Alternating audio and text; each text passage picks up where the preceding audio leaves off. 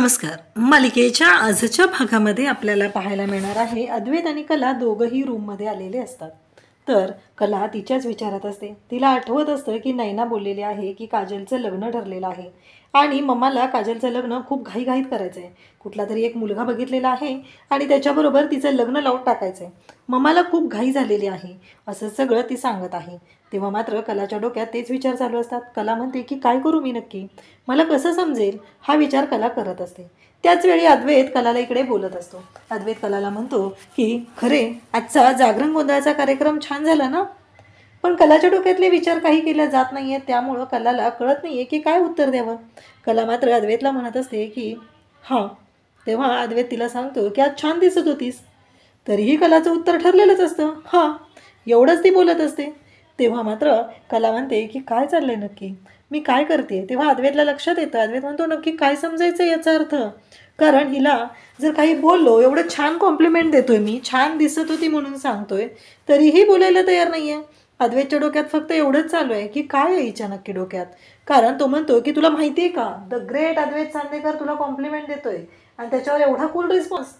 तरीही कलाचा रिस्पॉन्स कूलच असतो. कारण कलाच्या डोक्यात काजलबद्दल विचार चालू आहे. तिकडे कला म्हणते की इकडे माझा संसार सुरू होत आहे, पण माझ्या बहिणीला तिची इच्छा नसताना या लग्नात अडकावं लागत आहे. तिचं कोणाशी तरी लग्न ठरतंय आणि त्या गोष्टीचा त्रास होतोय. हे कला बोलत असते. कलाच्या डोक्यात विचार सुरू आहेत. अद्वैत म्हणत असतो की काय चाललं हिच्या मूडचं, मला कळतच नाही आहे. म्हणजे एवढी छान कॉम्प्लिमेंट दिली आहे तरीही हिचा रिस्पॉन्स झिरोच आहे. आणि जेव्हा मी काही बोलत नाही तेव्हा मात्र हिला राग येतो. आणि जेव्हा एखादा शब्द बोलला आणि तिला राग आला तर ती अगदी अंगावर यायला पण मागे पुढे पाहत नाही. नक्की अर्थ काय आहे या सगळ्याचा, काय समजायचं माणसाने, असा विचार अद्वैत करतो. तेव्हा मात्र कलाकडे पाहत असतो. जाऊ दे म्हणतो, असंही मला कंटाळा आला, झोपलेलं बरं, असं म्हणत अद्वैत आता झोपायला लागतो. कला त्याच्याकडे पाहत असते. कलाच्या डोक्यातलं काही केलं संपत नसतं. कला म्हणत असते की जाऊ दे, नंतर बघूया काय आहे ते, असं म्हणत कला स्वतःची समजूत घालत असते. अद्वैत मात्र तसाच तिथे अंथरूण घेऊन झोपी जातो. कला कला त्याच्याकडे पाहत असते. कला म्हणत असते की नाही, मला काजूच्याबद्दल कळलं पाहिजे. आईला फोन करून विचारूया का, नक्की काय झालेलं असेल, असा विचार तिच्या डोक्यात सुरू आहे. तिला काजलची काळजी वाटत आहे. कारण काजलचे लग्न करण्याची इच्छा नाही आहे आणि एवढ्या घाईत आईनं लग्न का जमवले, बरं यातलं आम्हाला काहीच सांगितलेलं नाही आहे, म्हणून कला विचार करत असते. तेव्हा कला म्हणते की नाही, मला सगळं व्यवस्थित बघायलाच लागणार आहे. काजलच्या आयुष्याचं असं वाटोळं होताना मी पाहू शकत नाही. मम्माने एवढी घाई करायची, म्हणजे आईने एवढी घाई करायची गरजच नाही आहे. त्याच वेळी तिच्या डोक्यात विचार चालू असतात आणि जागरण गोंधळाच्या वेळेस ते गोंधळी जे गाणं म्हणत असतात त्याचा विचार कलाच्या डोक्यात येतो. ते तिला आठवतं. म्हणजे संसार, संसार, या घरचे संसार, गृहलक्ष्मी असे शब्द तिला आठवतात आणि तिच्या लक्षात येतं की नाही, आपल्यालाच काहीतरी करावं लागणार आहे या घरातल्यांचे संसार वाचवण्यासाठी. म्हणून कला ठरवते अद्वैतला सकाळी आपण या विषयावर बोलूया, असं कलाचं चाललेलं आहे. तेव्हा मात्र कला म्हणत असते की नाही, मला या सगळ्या गोष्टींचा शांतपणे विचार केला पाहिजे, तरच मला समजणार आहे की नक्की काय होत आहे आणि काय केलं पाहिजे, हे कला ठरवते. इकडे अद्वैत मात्र झोपी गेलेला असतो. अद्वैतला काहीच माहीत नसतं की काय झालेलं आहे, कशा पद्धतीने घडत आहे, किंवा अद्वैतला हेही माहीत नाही आहे की काय करावं लागणार आहे. तेव्हा मात्र कला ठरवते की नाही, आपल्याला या सगळ्या गोष्टी शांतपणे विचार कराव्या लागणार आहेत. आणि मग कलाच्या डोक्यात सुरू झालेलं असतं आणि कला तशीच झोपी जाते. कलाला काही झोप लागत नसते. कला म्हणते की नाही, मला सगळ्या गोष्टी शांतपणे विचार करून ठरवाव्या लागणार आहेत, तरच मला कळणार आहे की काय होऊ शकतं आणि काय केलं पाहिजे. म्हणून कला आता दुसऱ्या दिवशी सकाळी सगळेजण नाश्त्यासाठी डायनिंग टेबलवर आलेले असतात. कलासुद्धा तिथं असते. मग सगळेजण म्हणतात की चला आज पाडवा आहे आणि कला, तुला माहिती आहे का, आज हक्क असतो हा बायकोचा, बायकोने हक्काने गिफ्ट मागून घ्यायचं असतं. मग आबा, त्याचबरोबर रजनी, सरोज सगळेजण अद्वैतला विचारतात. अद्वैतला म्हणतात की काय आणले रे गिफ्ट, तू काय गिफ्ट देणार आहे कलाला. अद्वैत म्हणतो की फटाका. तेव्हा अद्वैतला विचारलं जातं की कलाला काय आवडतं. अद्वैत म्हणतो की तिला फटाका आवडतो, फटाका गिफ्ट देणार आहे. सगळेजण हसू लागतात. कला म्हणते, चांदेकर काय रे, काय तू काय पण काय बोलतोस रे, मला कुठं फटाका आवडतो. तेव्हा अद्वैत म्हणतो की नको, फटाका नको द्यायला, फुटेल ना तो, फटाका फुटला तर कसं चालेल, असं अद्वैत स्वतःच बोलतो आणि कलाची मस्करी करत असतो. म्हणजे हिला जर राग आला तर त्या रागामध्येच तो फटाका फुटून जाईल, असं अद्वैतनं सांगितलेलं असतं. तेव्हा मात्र अद्वैत कलाकडे पाहतो. सरोज त्याचबरोबर रजनी सगळेजण हसत असतात. अद्वैतनं दिलेलं जे उत्तर असतं ते पाहून त्यांनाही धक्का बसलेला असतो. आणि त्याचबरोबर इकडे रजनीसुद्धा त्याच गोष्टींचा विचार करत असते. रजनी म्हणते की बरोबर आहे अद्वैत, काही बोलू नकोस तू असं वेड्यासारखं, आणि कलाच्या बाबतीत कसा विचार करतोयस रे तू, असं म्हणत त्याला ओरडत असते. तेव्हा सरोज म्हणते की हे बघ कला, आजचा जो गिफ्ट आहे मागण्याचा तो हक्क असतो आणि ते मागून घ्यायचं, एवढं लक्षात ठेव, कारण ते गिफ्ट हक्काचं आहे आणि ते मिळालंच पाहिजे, असं बोलत असतात. तेव्हा कलाने काहीच मागितलेलं नसतं. तेव्हा कलाला पुन्हा अद्वैत विचारतो की सांग ना काय हवं आहे तुला. तेव्हा कला म्हणते की हे माझं सुखी कुटुंब मला एकत्र आलेलं हवं आहे. मग पाडव्याचा दिवस आहे. आता इकडे रोहिणीच्या पोटात दुखायला सुरुवात झालेली असते. रोहिणी म्हणत असते की काय आहे हे सगळं, यांच्या डोक्यात फक्त कला अद्वैत एवढंच चालू आहे, यांना दुसऱ्याबद्दल कोणाबद्दल काही वाटतच नाही आहे, असं रोहिणी स्वतःच बोलायला सुरुवात करते. तेव्हा मात्र कला आणि अद्वैत दोघंही एकमेकांकडे पाहत असतात, कारण त्यांच्या दोघांच्या बाबतीत हा त्यांचा पहिला पाडवा आहे.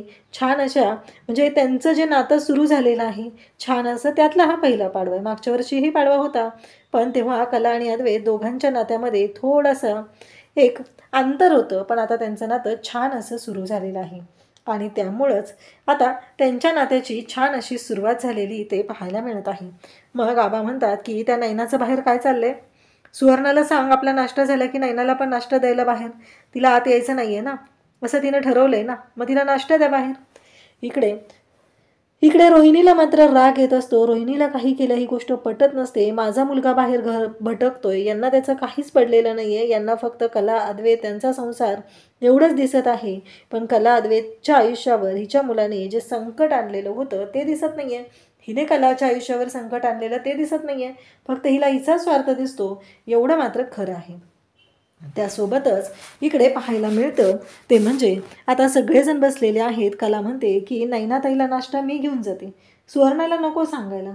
तेव्हा मात्र इकडे नैनाताईला नाश्ता द्यायचा आहे, नक्की नाश्त्यामध्ये काय केले ते द्यायचं. आणि आबा म्हणतात की बरं चालेल कला, फक्त काय कर तिच्याशी जरा बोलून पण घे, कारण तिचं जे काय चाललेलं असतं ना ते बघ, तिच्या डोक्यातनं विचार जात आहेत का. कला म्हणते की चालेल.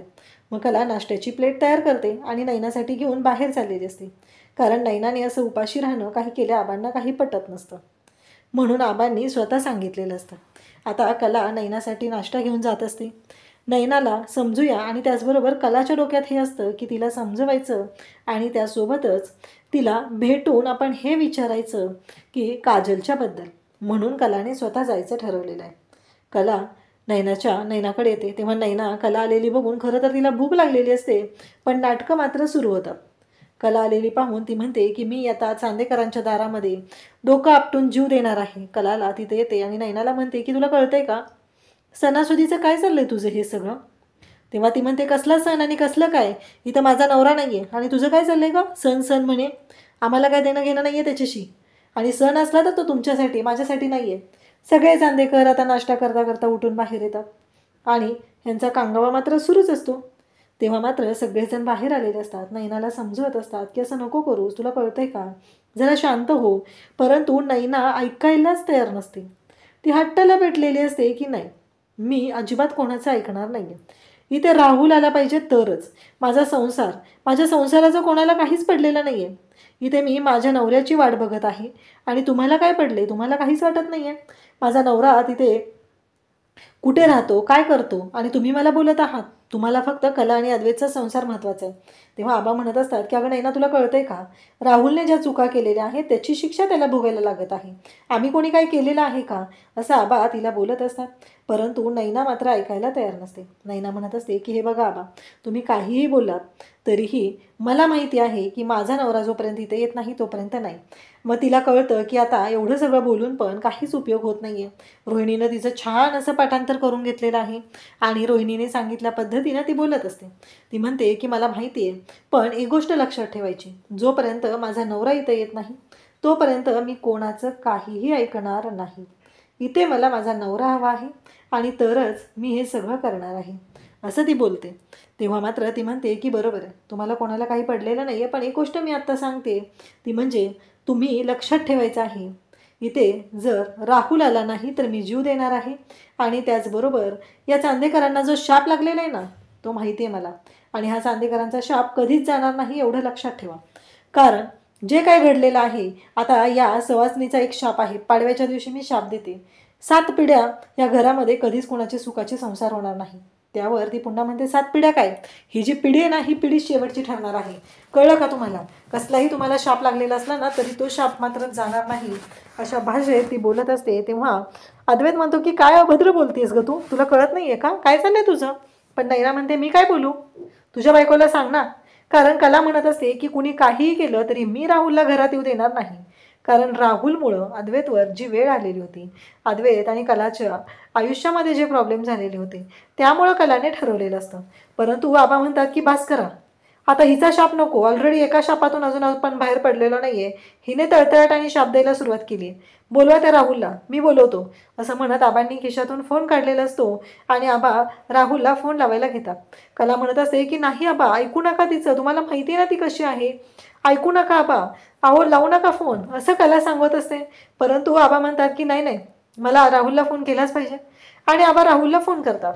रोहिणी तर जाम खुश होते, म्हणजे या नैनाचा वापर बरोबर झालेला आहे आपल्या राहुलला या घरात आणण्यासाठी. हा विचार तिच्या डोक्यात सुरू होतो आणि ती म्हणते की चला फायनली राहुल येणार आहे, म्हणजे नैनाला बरोबर आपण पट्टी पाडवलेली होती.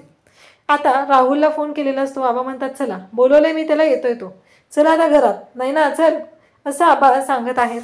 तेव्हा मात्र इकडे आपल्याला पाहायला मिळतं की काजल विचार करत असते. काजल म्हणते की काय करू, सांगू का मी आईला? पण जर मी आईला सांगितलं तर काय होईल, आईच्या डोक्यात काय विचार येईल, आई कशा पद्धतीने विचार करेल, हे सगळं तिच्या डोक्यात सुरू झालेलं असतं. ती म्हणते की नाही, मला कळत नाही आहे की काय केलं पाहिजे आणि गोष्टी कशा पद्धतीने केल्या पाहिजेत. तेवढ्यातच काजलच्या बाबांना एक फोन आलेला असतो, म्हणून ते बाहेर जातात. ते फोनवरती बोलत असतात आणि तेवढ्यात तिथे काजलचा होणारा नवरा तो तिथं पोहोचलेला असतो. ते जेव्हा तिथे येतो तेव्हा ते म्हणतो की काजल कुठे, मला तिला भेटायचं आहे. आणि त्यासोबतच इकडे काजलबद्दल विचारलं जातं आणि मग बाबा म्हणतात की हो, नाही फराळ आणलाय ना दिवाळीचा द्यायला तिच्यासाठी, म्हणून बोलत आहे, असं वरून तो सांगतो. तेव्हा मात्र बाबा म्हणतात की ठीक आहे.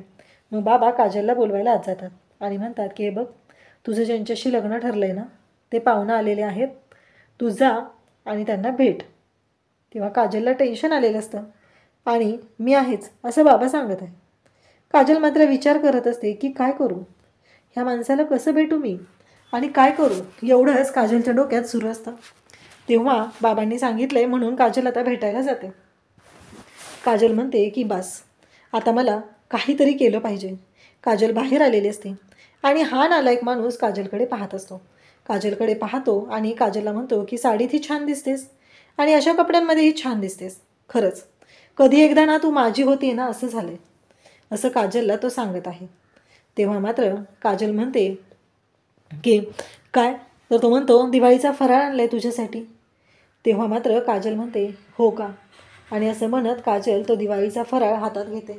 तो सांगतो की लाडू आणलेले आहेत आणि मग ते लाडू खाऊन घे, त्याचबरोबर सगळं आहे याच्यामध्ये आणि खरंच तू छान दिसतेस, असंही काजलला सांगितलं जातं. तेव्हा मात्र काजल म्हणते की हो. काजल म्हणते की चालेल, मी खाते तो फराळ. त्याच्या हातातून तो फराळ घेते आणि काजल शांतच असते. काजलला खरं तर कळत नाही आहे की काय केलं पाहिजे या माणसाचं आणि कशा पद्धतीने गोष्टी केल्या पाहिजेत, कारण हा माणूस खूप विचित्र आहे. काजल तो फराळ हातात घेते आणि कलाचे बाबा आहेत ते आता तिथून जातात. तेव्हा काजल म्हणते की काय झालं. तेव्हा बाबा म्हणतात काळजी करू नकोस, सगळं व्यवस्थित होईल, असं आवर्जून तिला सांगतात. काजल मात्र आत येते, पटकन दरवाजा बंद करते. तिला भीती वाटत असते, कारण हा जर माणूस परत आला तर खूप अवघड आहे, हे तिला चांगलंच कळलेलं असतं. तेव्हा मात्र काजल म्हणते की काय करू मी, कशा गोष्टी सोडवू, कारण तिला सुचतच नाही आहे कशा पद्धतीने हँडल करू हे सगळं. हा विचार तिच्या डोक्यात सुरू झालेला आहे आणि पुन्हा दरवाजा वाजू लागतो. काजलला भीती वाटायला लागते. काजलला वाटतं की हाच माणूस आलेला आहे. काजल दरवाजा उघडायला जातच नाही. काजल शांत राहते, पण पुन्हा दरवाजा वाजत आहे. काजल विचारते कोण आहे. मग बाहेरून कला सांगते की अगं गुंड्या दार उघड. मग काजल कलाचा आवाज ऐकते आणि दार उघडायला जाते.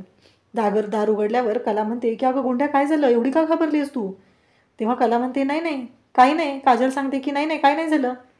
कला म्हणते की मला कळतं आहे गुंड्या, काहीतरी झालं आहे आणि एवढी घाबरायला काय झालं, असं दरवाजा बंद करून वगैरे बसलीस. कळतच नाही आहे मला तुझं काय चाललं आहे. मग काजल म्हणते की काय नाही ताडे बस, आणि तू कसं काय अचानक आली. तेव्हा कला म्हणते की हे बघ, तुझ्या लग्नाबद्दल मला कळलेलं आहे. मला सांग नक्की काय झालं आहे आणि तू का लग्नाचा निर्णय घेतला आहेस हे. मला माहिती आहे तुला लग्न करायचं नाही आहे, मग का करतेस तू हे लग्न, असं काजलला ती विचारते. तेव्हा काजल तिथं बसते आणि काजल तिला सांगू लागते की नाही गं, खरं तर काजलला एक संधी होती, तिनं पटकन कलाला हे सगळं सांगून टाकावं, परंतु गोष्टी मात्र वेगळ्याच घडत असतात. काजल काहीच कलाला सांगू शकत नाही. काजल शांतच असते. तेव्हा कला तिला विचारते काय होत आहे नक्की, कशाबद्दल बोलतेस तू हे, आणि कशासाठी हा विचार करतेस, मला सांग, तू आईशी का बोललेली नाही आहेस, आईशी बोलून घे, कारण जोपर्यंत आईशी तू बोलणार नाहीस तोपर्यंत गोष्टी कळणार नाही आहेत. असं म्हणत कला तिला समजवत असते, तिला सांगत असते की हे बघ, काहीही झालं तरीही या गोष्टींचा विचार करावा लागणार आहे. काजल म्हणते की हे बघ काय कलाताई, आईबाबांसाठी काहीही करायची माझी तयारी आहे आणि मी ते सगळं करायला तयार आहे. माझ्यासाठी आईबाबा महत्त्वाचे आहेत. काजलला कला समजवत असते. कला म्हणत असते की गुंड्या, कुठेतरी काहीतरी चुकतंय, तुझ्या लक्षात येत नाही आहे, कोण माणूस आहे, तू कोणाशी लग्न करायला तयार झाली आहे, आणि मला सांग सोहमचं काय. तेव्हा काजल सांगायला लागते की जे काय घडलेलं आहे त्यामुळं आईबाबांना खूप त्रास होतो आहे, माझ्या आणि सोहममुळं हे सगळं घडलेलं आहे. मग त्यांना जर त्रास होत असेल तर मला ते सहन होत नाही, मी त्यांच्यासाठी या लग्नाला तयार झाली. काजल तिला समजवत असते, पण कला तिला समजवत असते, पण काजल मात्र ऐकायलाच तयार होत नाही. काजल म्हणते की नाही नाही कलाताई, माझं ठरलेलं आहे, माझा निर्णय फायनल झालेला आहे आणि मी हे सगळं करणारच आहे. तेव्हा मात्र हे सगळं जेव्हा घडत असतं, हे सगळं जेव्हा चालू आहे, तेव्हा कला तिला समजवते, तिला म्हणते की गुंड्या ऐक माझं जरा. पण काजलला काहीच ऐकायचं नसतं. काजलने निर्णय घेतलेला आहे, पण कलाला कळलेलं आहे की काजलने जो घेतलेला निर्णय आहे तो तिच्या मनाच्या विरुद्ध घेतलेला आहे. तेव्हा मात्र कला शांत होते आणि काजलला समजवू लागते, पण काजलच्या चेहऱ्यावर तिचं लग्न ठरलंय त्याबद्दल जराही आनंद दिसत नाही. त्याचबरोबर तिच्या डोक्यावर टेन्शन आहे असं दिसतं. कला म्हणते की नाही, गुंड्याच्या बाबतीत जर असं काही असेल तर मला विचार करावा लागणार आहे. त्या क्षणी काजल कलाला घट्ट मिठी मारते आणि काजलला ती सांगते की हे बघ गुंड्या, काही झालं, कोणत्याही क्षणी तुला वाटलं की या निर्णयापासून माघार घ्यावी तर ही तुझी कलाताई तुझ्यासोबत आहे.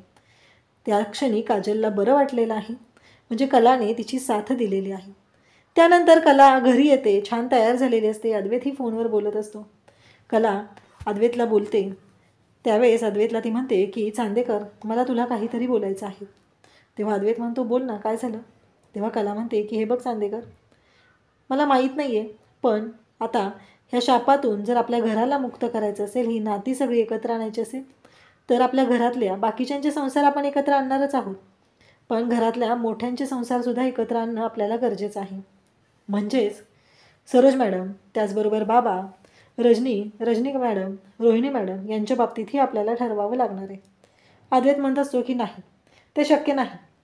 तेव्हा कला म्हणत असते की चांदेकर, तुला काय माहिती आहे रे, माझ्या बाबांना इथे आणायचंच नाही, कारण त्यांनी मला जन्म दिला आहे, म्हणून मी त्यांच्यासाठी हे करावं असं तुला वाटत असेल तर नाही. मला म्हणते की तुला काय माहिती की सरोज मॅडमच्या मनात काय आहे ते, कदाचित त्यांच्या दोघांमध्ये खूप छान बॉन्डिंग तयार होईल. अद्वैत म्हणतो की नाही, त्या माणसाने मला जन्म दिलेला आहे, एवढ्या एका गोष्टीसाठी मी त्याला आणू शकत नाही, असं अद्वैतने स्पष्ट सांगितलेलं असतं. आणि तेव्हा मात्र कला त्याला समजवण्याचा प्रयत्न करत असते, परंतु अद्वैत मात्र ऐकायलाच तयार नसतो. आणि इकडे अद्वैत बोलतो तेव्हा कला म्हणते की चांदेकर, तू ऐकून तरी घे माझं, मला काय म्हणायचं आहे ते. पण अद्वैत म्हणत असतो की नाही, जोपर्यंत ह्या गोष्टी व्यवस्थित होत नाही तोपर्यंत मी काहीही ऐकणार नाही, कारण ते मी करूच शकत नाही. माझ्या बाबांना आणू शकत नाही, कारण माझ्या आईला रडताना मी पाहिले, माझ्या आईला त्या माणसामुळे त्रास झालेला आहे, तर हे शक्यच नाही. कला म्हणत असते की असं नको करू चांदेकर, तुझे विचार त्यांच्यावर नको लादूस. परंतु अद्वैतने ऐकायचंच सोडून दिलेलं असतं. तो म्हणत असतो की नाही, मी असंच करणार आहे, माझे विचार जर मी आईवर लादत असेल तर तसं समज, परंतु मी आईला हे सगळं. तेव्हा अद्वैत आणि कला दोघंही पाहत असतात. उद्याच्या भागात पाहायला मिळतं की अद्वैत कलावरती नाराज झालेला असतो आणि त्याचबरोबर कला अद्वैतकडे पाहत असते. त्या दोघांचंही औक्षण चालू आहे, पण तरीही इकडे त्या दोघांनाही पाहून रोहिणी म्हणते की यांचं काहीतरी बिनसलेलं आहे, कारण कलाने जी मागणी केलेली आहे ती काही अद्वैतला आवडलेली नसते. आणि त्याचबरोबर इकडे रोहिणी मात्र म्हणते की काहीतरी असं झालेलं आहे. तेव्हा इकडे सगळेजण पाहत असतात आणि आता गोंधळ घालायला सुरुवात केलेली असते, ती म्हणजे नैनाने. नैना म्हणते की काय झालं आबा, तुम्ही केलेला का फोन? आबा तुम्ही फोन केलेला का, असं आवर्जून विचारत असते. तेव्हा मात्र आबा म्हणत असतात की हो, मी केलेला होता फोन, येणार आहे तो. ती वाट बघत असते. ती म्हणत असते की नाही, तुम्ही खोटं बोलताय, तुम्ही फोनच नाही केलेला, असं ती सांगायला सुरुवात करते. आबा म्हणतात की हो, आणि तेवढ्यातच राहुल येऊन दारात हजर झालेला असतो.